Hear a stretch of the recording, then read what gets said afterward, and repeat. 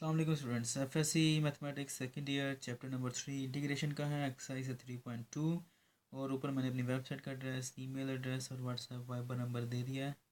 और अगर चेंज करूँगा ये नंबर तो मैं आपको अपडेट कर दूँगा। कोई क्वेश्चन हो तो आप पूछ सकते हैं, कमेंट में भी पूछ सकते हैं, मुझसे कॉन्टैक्ट करके डायरेक्ट भी पूछ सकते हैं। क्वेश्चन नंबर 2 है, उसका 10th पार्ट है। क्वेश्चन हमें दिया गया है जी, function integral 1/1 plus cos of x.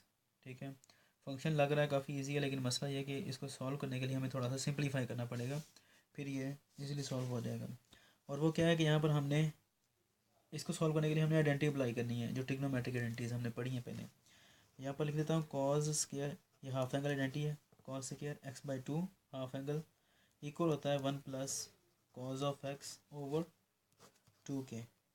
ठीक है जी, इसको हमने यूज़ करना है। अब यहाँ पर अगर फंक्शन देखें तो 1 प्लस कॉज एक्स मौजूद है हमारे पास, लेकिन ये 2 नहीं है यहाँ पे, तो हम 2 को क्रॉस मल्टीप्लाई कर देते हैं, तो ये आ जाएगा 2 कॉस स्क्वायर x/2 आ जाएगा हमारे पास।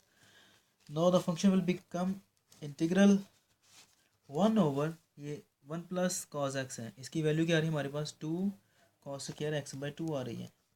ठीक है जी, using the trigonometric identities half angle, तो ये क्या आएगा हमारे पास, 2 कॉस स्क्वायर x/2 आ गया। अब ये 1 आ रहा है, साथ में 2 मल्टीप्लाई हो रहा है। अब यहाँ पे यही बात याद रखनी है कि ट्रिग्नोमेट्रिक आइडेंटिटी कॉस के साथ मल्टीप्लाई हो रहा है।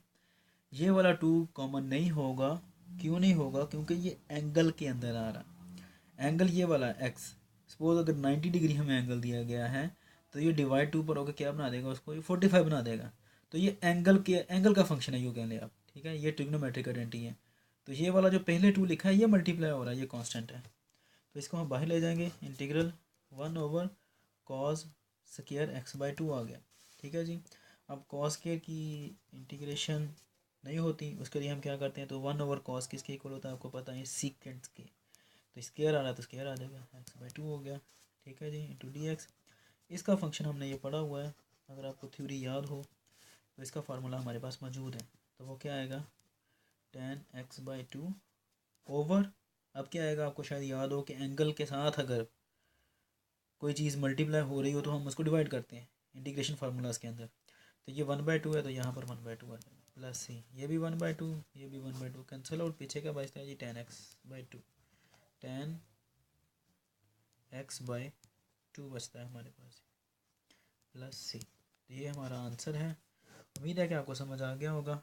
अब आगे नेक्स्ट क्वेश्चन में मिलते हैं, तब तक अपना ख्याल रखिएगा और मुझे दुआ में याद रखिएगा। अल्लाह हाफिज़।